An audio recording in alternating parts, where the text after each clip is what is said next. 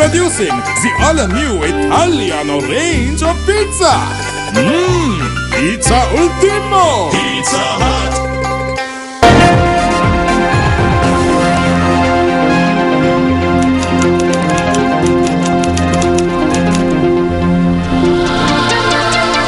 Bringing you the very latest from here at home and across the world. This is Primetime News, live here on News First. I'm Mahina Bongzo.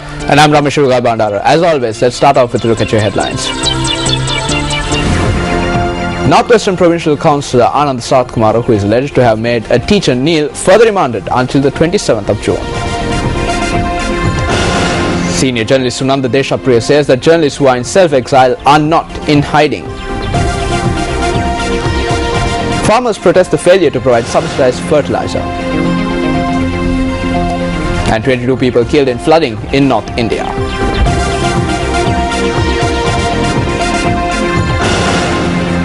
Let's now take a look at the stories in detail now. The Pittabhadra water supply scheme was handed over to the people today by President Mahinda Rajapaksa.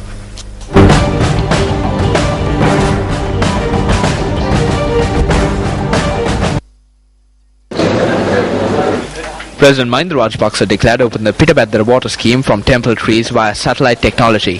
The water scheme will provide clean water to Pittabhadra and 4 surrounding Gramanildari divisions, home to about 6,000 people.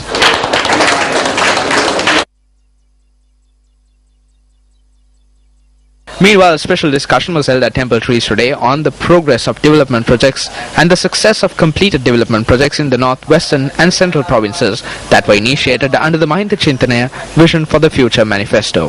Prioritizing highways, electricity and other infrastructure development projects and developing housing facilities at estates were discussed at length at this special discussion.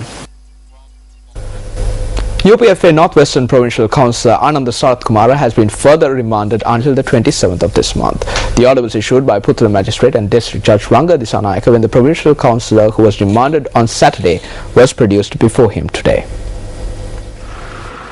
The provincial councillor was arrested on Friday after a complaint was lodged claiming that the councillor had come to the Navodaya school in Navagattegama with a club and had made a teacher kneel in front of a class. When the lawyers representing the suspect councillor requested bail today, the police objected to it. Lawyers representing the councillor pointed out in court today that alleged eyewitnesses to the incident who had given statements to the police had now withdrawn the statements. The judge pointed out at this point that in a country where things witnessed by millions have been turned into lies, it is not surprising that persons who have made statements to the police have withdrawn their statements. The judge, who noted that pressure could have been exerted on the witnesses to withdraw their statements, said that he would consider steps that can be taken in this regard under the evidence ordinance. The police informed court that ordinary people who had witnessed the incident had not withdrawn their statements. The police also informed court that a group of persons who had arrived on motorbikes at the teacher's residence early last morning had acted in a threatening manner. Lawyers representing the councillor noted that since their client was in remand custody at the time, he was not involved in the incident. Meanwhile, the Ceylon Teachers Union staged a demonstration opposite the Puttalam District and Magistrates Court today demanding the resignation of the suspect councillor.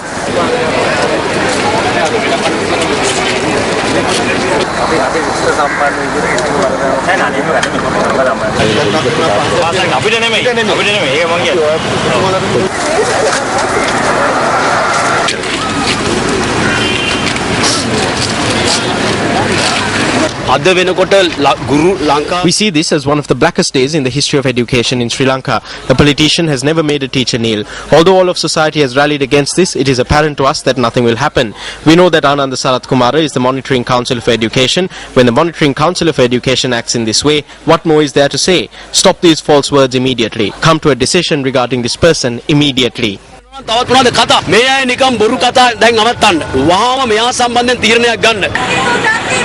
Meanwhile, the principal, tutorial staff and students of President's College Amblypitia staged a demonstration opposite the school today, seeking justice for the teacher from Navagattegama who was allegedly harassed by the provincial councillor.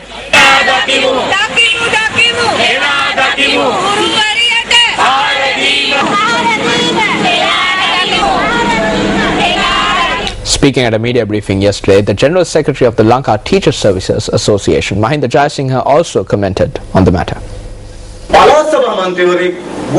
We have come to a point where a provincial councillor is punishing a teacher. He has made a teacher kneel. This is very serious. We charge that the government must take complete responsibility for this. We do not know if the teacher will come before the media in a few days and say that she knelt of her own will. Isn't this the level that our country has come to?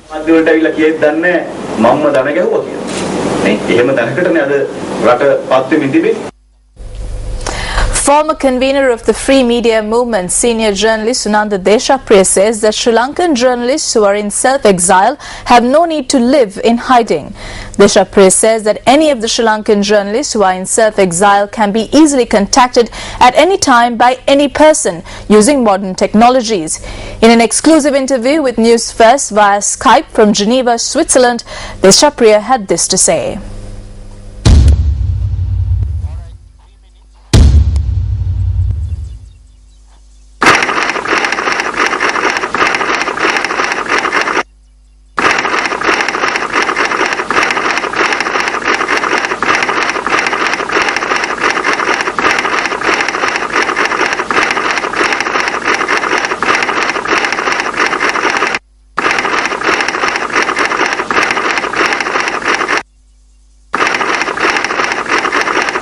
All of my friends and colleagues and family advised me not to come back to the country for some time.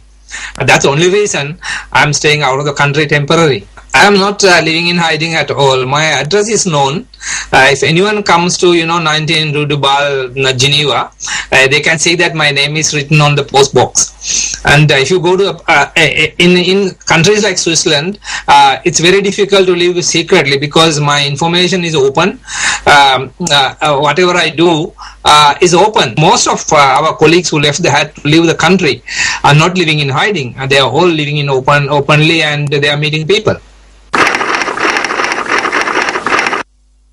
I haven't seen Pragit, journalist and colleague and friend Pragit Eknaligoda after I left the country. I haven't seen him in France, either in France, Paris, or in Geneva. So, I really like to, urge our people and colleagues and friends that media freedom is paramount for freedom of humanity. Human rights, all the human rights depend on whether we enjoy real press freedom or not. We need diverse, open media culture in the country to prove that people like us, we don't want to stay here permanently. We want to come back, and to prove that we can live peacefully, we would like government to investigate attacks on journalists and media institutions and bring the culprits to book. And that once that happens, once we can see that rule of law has been implemented regarding the attacks on journalists and media institutions, I hope at least some of us will be able to come back and we will be able to join our freedom in the country. And what I would say, press freedom is paramount, and we will need to get together and work for the press freedom in the country.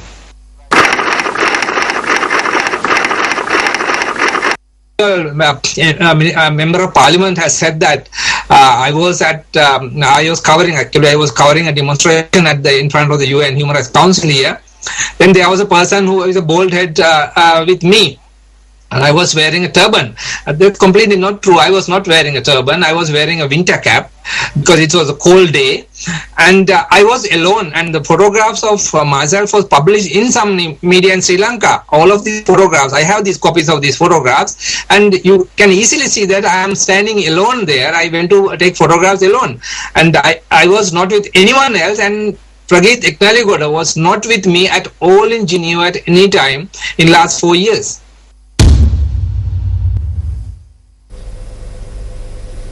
Southern Provincial Councillor Maitri Gunaratna says that around 20 individuals attached to the United National Party have been expelled.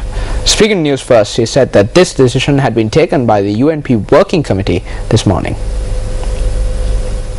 Today, Ranil Wickramasinghe's Working Committee has taken a decision to sack Honorable Mr. Shiral Laktilaka, myself and 20 others.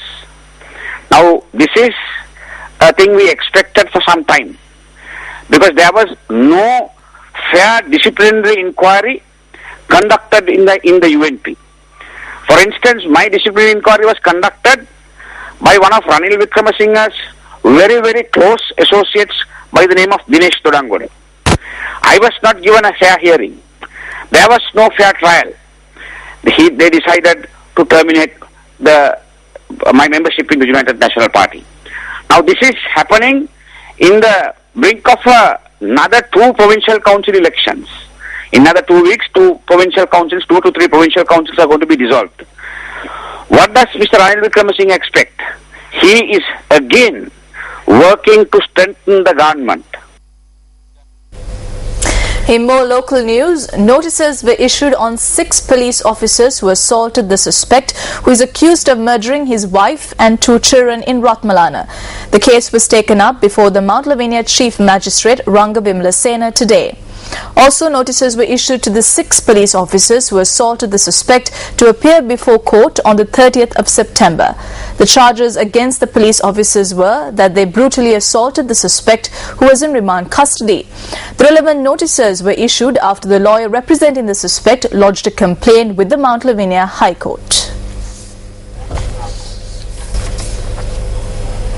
A student who jumped off a building of the Colombo University has been admitted to the National Hospital. The police media spokesperson's office stated that she is seeking treatment in the intensive care unit of the hospital. Now the girl is a 23-year-old student at the science faculty of the Colombo University. The police reported that the student is a resident of the Lunugam area. The Court of Appeal issued an interim injunction order today against the suspension of the studentship of 4 students of the Sabaragamu University. The interim injunction was issued following the consideration of a petition filed with the Court of Appeal by the 4 students in question. The petition was taken up today before the President of the Court of Appeal, Justice S. Kandaraja and Justice Malini Gunaratna.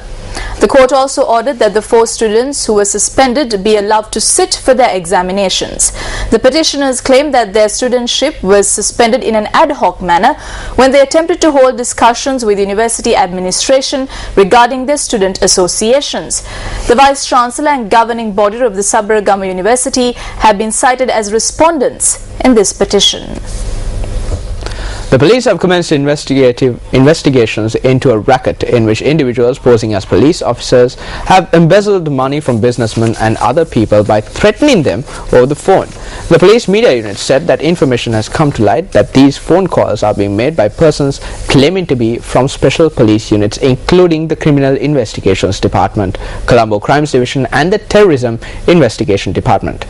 Issuing a communique, the police media unit said that these callers had claimed their victims that they were under investigation for various crimes and had attempted to extort money from them, saying they would halt the investigation if ransom is paid.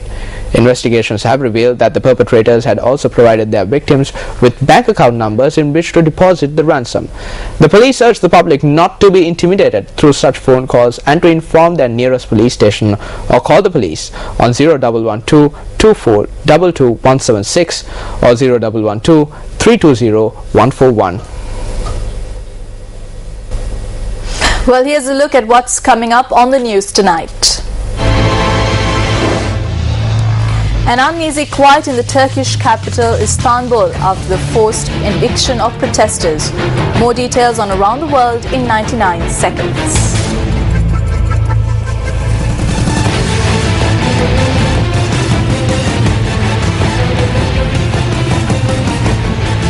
Staying in local news, News First U reporter M.M. Hafiz filed this report from Mirigama.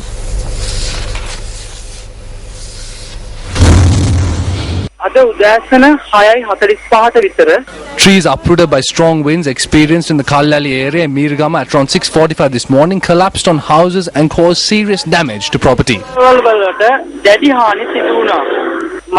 News First U reporter H.M. Hasif Mirigama Sitter.